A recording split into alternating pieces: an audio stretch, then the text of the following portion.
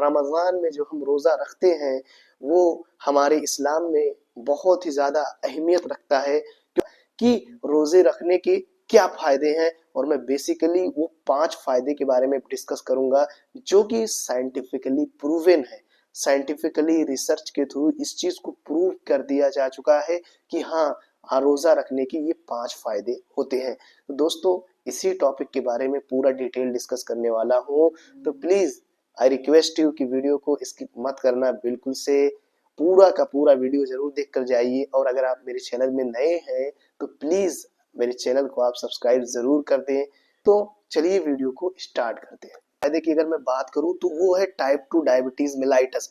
जैसा कि हमें पता है कि डायबिटीज बहुत टाइप के होते हैं, तो उसमें से एक टाइप है कि टाइप 2 डायबिटीज मेलाइटस। तो ये 1 महीने का रोजा आपने रख लिया तो आपको टाइप 2 डायबिटीज मेलाइटस होने के चांसेस बहुत ही ज्यादा कम हो जाएंगे।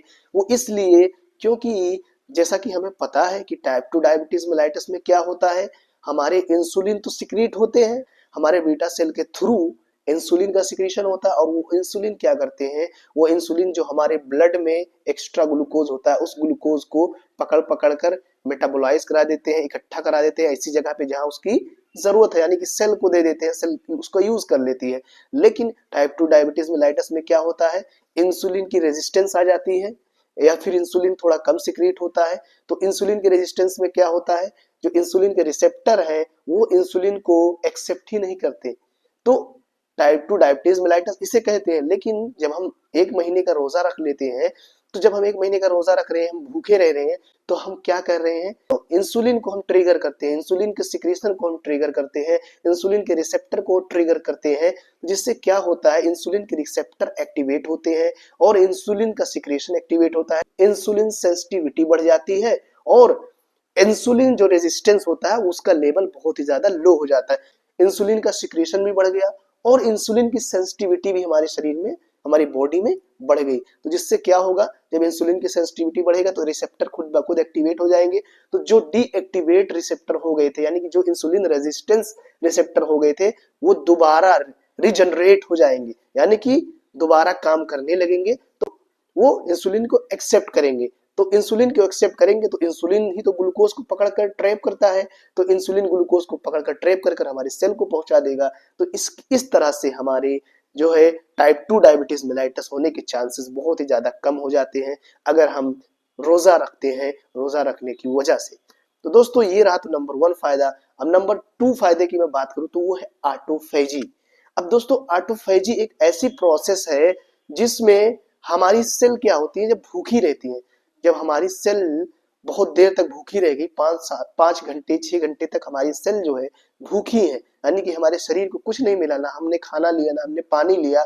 तो उससे क्या होगा, अब हमारे बॉडी में कुछ ऐसी भी सेल होती हैं जो डिस्ट्रॉय हो चुकी हैं, जिसका कोई काम हमारे शरीर में नहीं है। वो अगर वो हमारे शरीर में रहेंगी आगे जाकर वो कैंसर का कारण बन सकती है। तो क्या करेगा हमारा सेल, जो अब हमारी सेल तो भूखी है, तो जो हमारी हेल्दी सेल है उसको तो भाई एनर्जी चाहिए। तो वो जो हेल्दी सेल होती है, वो जो अनहेल्दी सेल, यानी कि जिसका कोई काम नहीं, उस अनहेल्दी सेल को ही खा जाती है, अपना एनर्जी का सोर्स बना लेती है। तो इससे क्या होगा, जितनी हमारी अनहेल्दी सेल है वो अनहेल्दी सेल खत्म हो गई। तो जिससे क्या होगा, कैंसर बनने का सबसे बड़ा कारण यही है, जो अनहेल्दी सेल हमारे शरीर में होती है जिससे कैंसर बनता है। कैंसर बनने का कारण भी बहुत ही कम हो जाएगा हमारे शरीर में। और सबसे बड़ा जो कारण होता है आजकल, जो सबसे बहुत ही कॉमन चीजें हो गई है, हार्ट से रिलेटेड जितनी सारी प्रॉब्लम्स बढ़ रही है, लाइक हाइपरलिपिडीमिया हो गया, हार्ट अटैक के जितने सारे केसेस आ रहे हैं आजकल, सबसे ज्यादा जो डेथ का रेशियो है वो हार्ट के पेशेंट का है, यानी कि सबसे ज्यादा जो पेशेंट मरने वाले हैं वो हार्ट के पेशेंट है। हार्ट के पेशेंट सबसे ज्यादा मरते हैं। हार्ट से रिलेटेड कोई भी डिजीज होने के चांसेस बिल्कुल से कम कर देगी वो। क्यों, क्योंकि जब हमारी फैट जलेंगे तो ट्राइग्लिसराइड जलेंगे, तो जितने सारे बैड फैट हैं तो वो सारे बैड फैट भी जलना स्टार्ट हो जाएंगे। और जो बैड फैट जलना स्टार्ट हो जाएंगे तो क्या होगा, जितने सारे ब्लॉकेज होते हैं हमारे शरीर में, हमारे शरीर में हार्ट से रिलेटेड कोई प्रॉब्लम अगर होती है तो किसकी वजह से होती है, ब्लॉकेज की वजह से होती है, इन्फ्लामेशन की वजह से होती है। तो वो जो इन्फ्लामेशन है, वो जो ब्लॉकेज है, उसके होने के चांसेस बहुत ही ज्यादा कम हो जाएंगे। बिकॉज क्योंकि ट्राइग्लिसराइड खत्म हो गया हमारे शरीर में, एक्स्ट्रा ट्राइग्लिसराइड जो कि सेचुरेटेड फैट है, जो कि ट्रांस फैट है, जो बैड फैट है, वो भी जलकर खत्म हो गया। तो इस तरह से हमारे शरीर में हार्ट से रिलेटेड भी प्रॉब्लम बिल्कुल से खत्म हो जाएगी। हमने 3 चीजों के बारे में बात किया, ये 3 चीजों में बहुत ही ज्यादा फायदेमंद है। नंबर 1, टाइप 2 डायबिटीज मेलाइटस होने के चांसेस कम हो जाएंगे। नंबर 2, कैंसर होने के चांसेस बहुत ही ज्यादा कम हो जाएंगे। एंड नंबर 3, हार्ट से रिलेटेड जितने सारे प्रॉब्लम्स उनके होने के चांसेस बहुत ही ज्यादा कम हो जाएंगे। अब नंबर 4 की बात करते हैं। दोस्तों अगर हम नंबर 4 की बात करें तो वो है वेट मैनेजमेंट। दोस्तों हम फास्टिंग रख करके या फिर यानी रोजा रखकर ओवरवेट होते हैं, तो वो क्या करते हैं, वो फास्टिंग करते हैं, यानी कि अब उनकी फास्टिंग थोड़ी दूसरी टाइप की होती है, लाइक वो वाटर लेते हैं या फिर जूस लेते हैं, लेकिन खाना नहीं खाते, यानी कि हाई हाई एनर्जी डाइट नहीं लेते, हाई कैलोरी डाइट नहीं लेते। तो अब हम क्या कर रहे हैं रोजे में, ना तो पानी ले रहे हैं, ना तो कोई डाइट भी नहीं ले रहे हैं, चाहे हाई कैलोरी हो चाहे लो कैलोरी हो। तो इससे क्या हमारा वेट मैनेजमेंट भी बहुत अच्छा हो जाएगा। लेकिन अब जो ओवरवेट है तो वो क्या करें, वो ये करें कि अफ्तारी के टाइम, यानी कि जब अफ्तारी रोजा खोलने का टाइम होता है उस टाइम भी, और शाम के टाइम जब खाने का टाइम, यानी शाम को हम खा भी सकते हैं, तो और सहरी के टाइम भी लो कैलोरी डाइट पर ही निर्भर रहे। जो ओवर वेट है, जो जिनका वेट बहुत ज्यादा है और उनको डॉक्टर ने रिकमेंड किया, उनके डाइटिशियन ने रिकमेंड किया है कि आप अपना वेट घटाएं, तो वो जो है ऐसा करें कि हाई कैलोरी डाइट बिल्कुल से ही ना ले, लाइक तेल से बनी हुई जितनी सारी चीजें, पकौड़ी, कचौड़ी, समोसे, ये सब मत खाएं।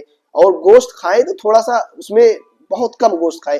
ज्यादातर ट्राई करें फ्रूट, यानी कि जितने सारे फ्रूट्स है उसको खाने की ट्राई करें। अपने डाइट में नींबू पानी और शहद उसका इस्तेमाल करें। जो हम शरबत बनाते हैं उसमें क्या करते हैं, व्हाइट शुगर मिलाते हैं, चीनी मिलाते हैं। चीनी की जगह पे मैं रिकमेंड करूंगा कि आप शहद मिलाएं। शहद और नींबू और पानी, इसको मिलाकर आप पिए, तो इसमें आपका वेट मैनेजमेंट बहुत अच्छे से हो जाए। बाकी अगर जो बहुत ज्यादा ओवर वेट नहीं है, जो मतलब कि एक नॉर्मल वेट है, तो वो कुछ भी खा सकते हैं, बट लेकिन उनको भी ये रिस्ट्रिक्शन मैं बोलना चाहूंगा कि व्हाइट शुगर वो बिल्कुल से भी मत ले। दोस्तों व्हाइट शुगर एक बहुत ही खतरनाक शुगर है, इसको हम व्हाइट पॉइजन भी बोलते हैं। तो व्हाइट शुगर कभी ना ले, खासकर रोजे के टाइम जब हम भूखे होते हैं, तो व्हाइट शुगर वो जो है हमारे बॉडी में और तेजी से अपना इफेक्ट दिखाती है। तो इसलिए व्हाइट शुगर बिल्कुल से ही आप अवॉइड करें। आप भी व्हाइट शुगर की जगह पे शहद ले, और अगर ले भी तो बहुत कम व्हाइट शुगर डालें, उसकी जगह पे आप गुड़ का इस्तेमाल कर सकते हैं। दोस्तों नंबर 5 की अगर मैं बात करूं तो बहुत ही ज्यादा इंपॉर्टेंट है कि जब हम बुढ़े हो जाते हैं, हमारे बुढ़ापे में क्या होता है, हमारी याददाश्त कमजोर हो जाती है, जिसको हम बोलते हैं एल्जाइमर्स डिजीज। तो दोस्तों एल्जाइमर्स डिजीज आजकल बहुत ही ज्यादा तेजी से बढ़ी हुई है, उसका रेशियो बहुत ही ज्यादा बढ़ता चला जा रहा है। तो दोस्तों जब हम रोजा रखते हैं, फास्टिंग करते हैं, तो जैसा कि हमने बताया कि 5 से 6 घंटे हमने कुछ नहीं खाया, जो हेल्दी सेल है वो अनहेल्दी सेल को खाना स्टार्ट करेंगी। जितने सारे हमारे ऑर्गन्स हैं वो सारे सेल से मिलकर बने हुए हैं। तो हमारी ब्रेन की जो सेल है वो भी सेल से मिलकर बनी होंगी डेफिनेटली, उनको बोलते हैं न्यूरॉन्स। तो जितने सारे हमारे न्यूरॉन्स ऐसे हैं जो अनहेल्दी हो गए, यानी कि जिनका काम खत्म हो गया, जो मर चुके हैं, तो अब क्या होगा, अब जो मर चुके हैं तो हमारे ब्रेन को भी तो एनर्जी चाहिए।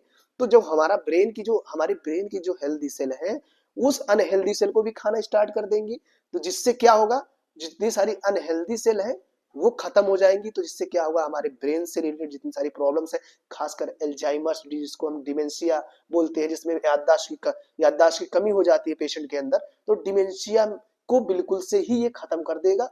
बिकॉज अनहेल्दी सेल खत्म होगी तो इन्फ्लामेशन नहीं होगा, कोई प्रोसेस ही नहीं होगा आगे का, तो जिससे इसमें क्या होगा, एल्जाइमर्स डिजीज भी होने के चांसेस बहुत ही ज्यादा कम हो जाते हैं।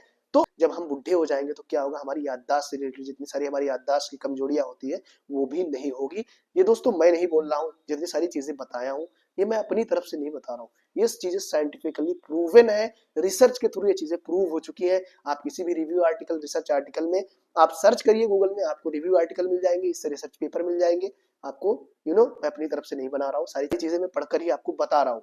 तो ये मेरी अपनी तरफ से कोई चीज नहीं है, ना फिर मैंने उस पर कोई अपना रिसर्च किया।